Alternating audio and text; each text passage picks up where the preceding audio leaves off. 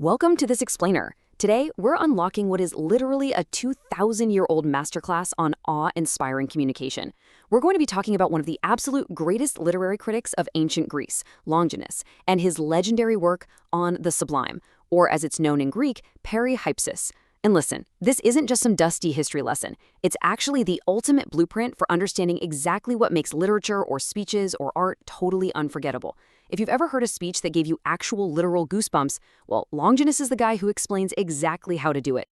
Okay, let's dive into this by looking at the heavyweights who came before him. Earlier Greek philosophers like Plato and Aristotle, they approached art almost entirely through the lens of imitation and structure.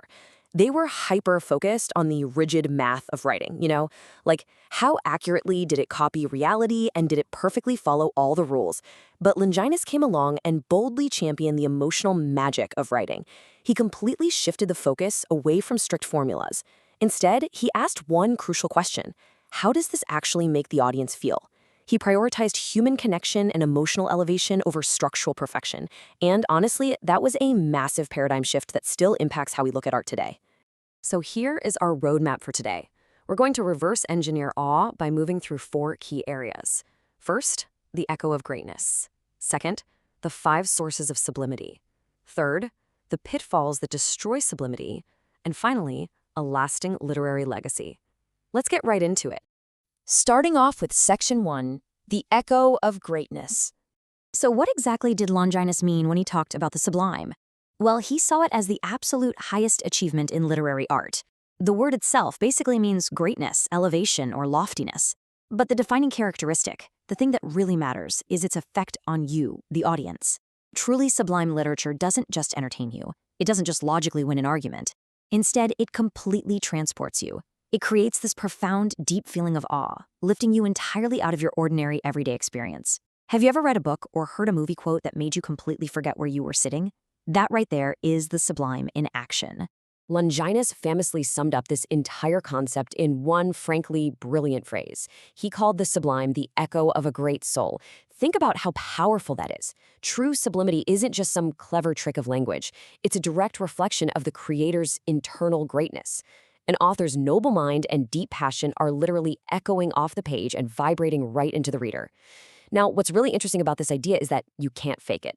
That greatness absolutely has to live inside the author first before it can ever reach the audience. To help us spot the sublime in the wild, Longinus mapped out 5 distinct characteristics. First up, it instantly produces wonder and admiration. Second, it literally elevates your mind. It makes you feel like you've grown as a person just by experiencing it. Third, it leaves a lasting impression that'll haunt you for days. Fourth, it completely transcends time and place. Ancient Greek words can still bring us to tears today. And finally, it appeals to universal human emotions, totally bypassing cultural lines to speak directly to the human condition. Let's anchor this theory with a concrete example, right? When you read the sheer, mind-bending grandeur of John Milton's descriptions of heaven and hell in his epic poem Paradise Lost, you get that exact sense of awe. Milton isn't just describing locations on a map, he's using this vast cosmic language that physically transports your imagination to another realm. It perfectly embodies that echo of a great soul we were just talking about. Moving right along to Section 2, the 5 sources of sublimity. The beautiful thing about Longinus is he didn't just point at greatness, he actually gave us the recipe. He broke it down into 5 practical sources: grandeur of thought, strong and inspired emotion, figures of speech, noble diction, and dignified composition. Let's look at how these elements build on each other to create pure literary magic. The first, and according to Longinus, the absolute most important source, is grandeur of thought. A writer has to possess a noble mind and tackle lofty themes. Think about why Shakespeare's Hamlet is universally revered. It isn't just a play about a dysfunctional royal family. It's raising these profound, elevated questions about life, death, and human existence itself. Or look at Homer's Iliad, with its incredibly noble heroes.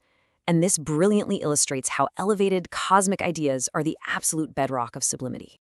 Source number 2 is strong and inspired emotion. Longinus was adamant that genuine, intense emotion is completely essential. And genuine is really the key word here.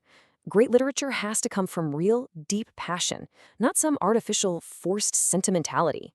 Think of King Lear's absolutely devastating grief over Cordelia in Shakespeare's tragedy, or Mark Antony's emotionally charged funeral speech in Julius Caesar. These aren't just sad words on paper, they are raw, authentic emotions that reach right out and grab the reader. The third source is the appropriate use of figures of speech. Now, Longinus loved rhetorical figures, but only when they're used naturally.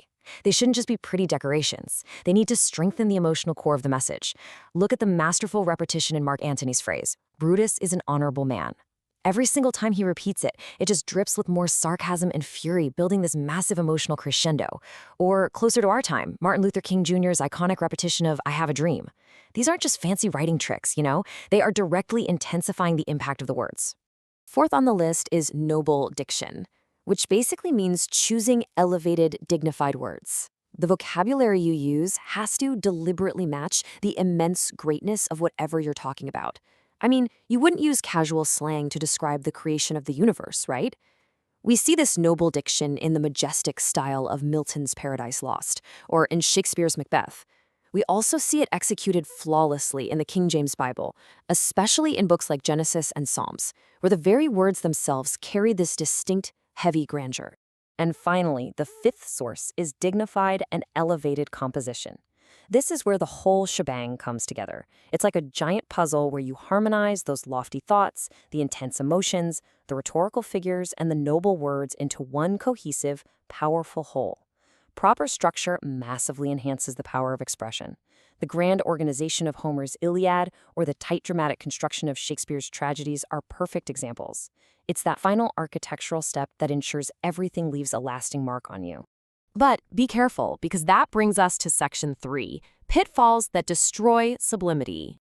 Pulling off the sublime is basically a delicate high-wire act, and man, is it easy to fall off.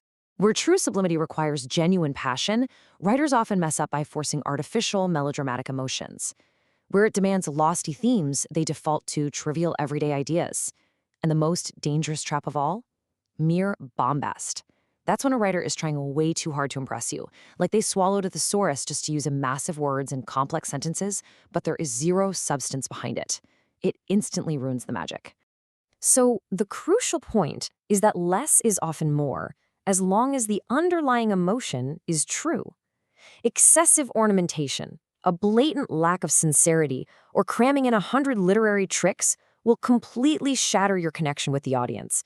If the reader feels for even a second like they're being manipulated by clever tricks rather than moved by a great soul, poof, the sublime vanishes into thin air.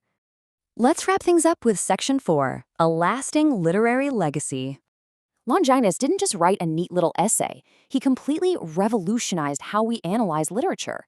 He successfully dragged literary criticism away from those rigid mathematical rules of his predecessors and pointed it straight at artistic excellence and human greatness.